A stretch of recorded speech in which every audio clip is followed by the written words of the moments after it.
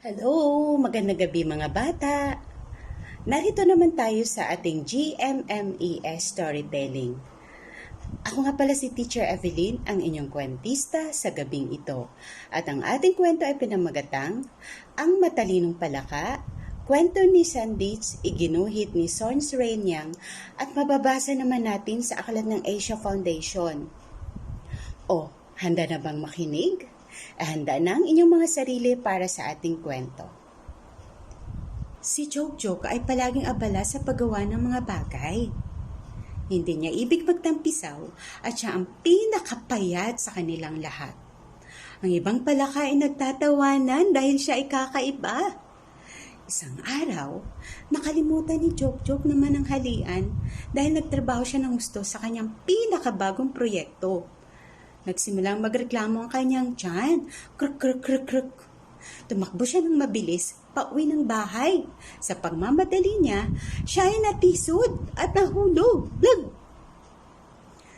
Nanay, gutom na ako. Saan po ang aking pananghalian? Tanong ni Jok-Jok pagdating ng bahay. Nasa kama ang kanyang nanay. Hindi maganda ang itsura niya. Anak, masama ang aking pakiramdam. Nahulog ako sa imbornal habang naghahanap ng pagkain.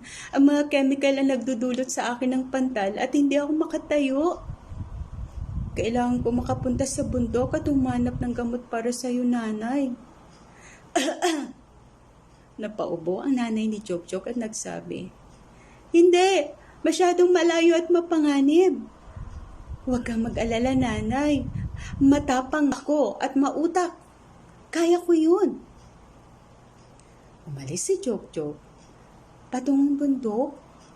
Narating niya ang isang malaking ilog. Paano niya tatawirin yun? Maya-maya'y may isang boteng plastik ang lututang-lutang. Nagkaroon ng ideya si Jok-Jok.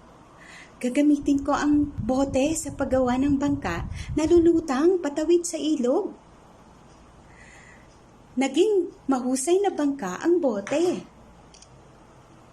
Subalit, pinalibutan si Jok-Jok ng langkay na mga isda. Saan ka pupunta, palaka? Tanong ng pinakamalaking isda. Pakiusap, pag mo akong kainin. Pagsusumamo ni Jok-Jok, kukuha ako ng gamot para sa aking may sakit na nanay.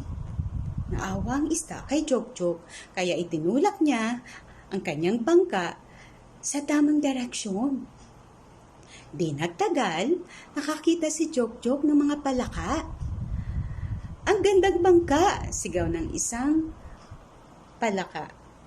Salamat sa iyo, sagot niya. Alam niyo ba kung saan ang bundok? Oo, maituro namin sa iyo. Masayang naglakbay, sina Jok-Jok kasama ang kanyang mga bagong kaibigan. Nakinig sila sa kanyang mga ideya at hindi siya pinagtatawanan. Subalit, nag-aalala pa rin siya sa kanyang nanay. Di nagtagal, natanaw na niya ang bundok at oras na para umuwi ang mga palaka. Kailangang maging matapang si Jok-Jok, magpatuloy mag-isa. Sa wakas, narating na rin niya ang lugar sa bundok kung saan tumutubo ang espesyal na mga dahon. Ang mga dahong ito ay siyang gagamot sa kanyang nanay. Yehey! Nagawa ko! Sigaw ni Jok-Jok. Noong handa nang umuwi si Jok-Jok ay may naisip na naman siyang magandang ideya. Ang mga palutang-lutang ng mga plastic bag sa hangin ang maaaring magdala sa kanya pa uwi. Tumalon si Jok-Jok sa hangin. Ngunit biglang umulan. Nagpabagsak sa kanyang parachute galing sa langit. Isang malakas na kalabog. Blug! Nahulog si Jok-Jok sa isang elepante. Nagulat ang elepante. Ano ang nasa likod ko? Ako ito, si Jok-Jok na palaka. Sinusubukan kong humanap ng paraan para makauwi para ibigay sa aking nanay itong gamot. Maaari mo ba akong tulungan? Malakas na hinagis ni elepante si Jok-Jok sa ere. Woohoo! Makakaalis na ako! Bulalas ni Jok-Jok, ngunit nakita ng isang gutom na lawin ang palaka na lumilipad sa hangin. Nakuha rin kita. Palakang gubat, hiyaw nito. Huwag mo akong kainin. Pagmamakaawa ni Jokjok. Kailangan kong dalhin itong gamot para sa aking nanay. Malubha ang kanyang sakit. O sige, tutulungan kita. Sang-ayon ng Lawin.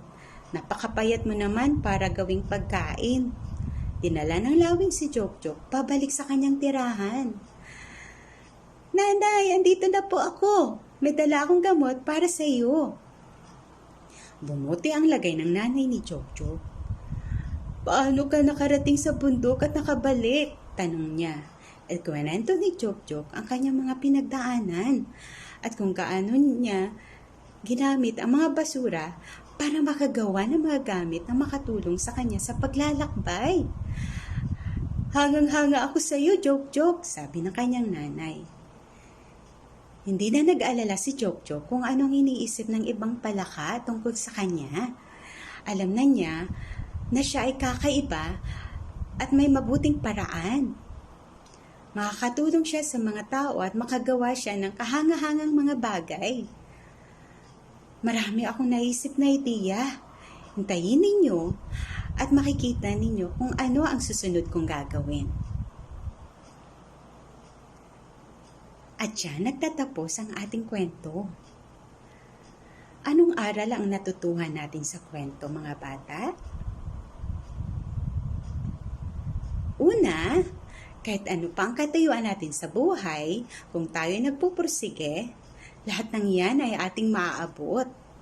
Pangalawa, huwag tayong mapanghusga sa pisikal na anyo ng ating kapwa dahil hindi masusukat sa labas na kaanyuan ang ating mga pangarap sa buhay. Pangatlo, mahalin natin ang ating mga ina kagaya ng ginawa ni Jokjok sa ating kwento. Ginawa niya lahat para makuha ang gamot at gumaling ang kanyang nanay. Kaya niyo rin bang gawin yon? At pang-apat, lahat ng basura sa ating paligid ay pwede nating i-recycle para gagawing panibagong bagay at magagamit natin ito. Hindi lang yan, makakatulong din tayo sa ating kapaligiran para mabawasan ang basura at lilinis ito. Maraming salamat sa pakikinig sa ating kwento. Bye-bye!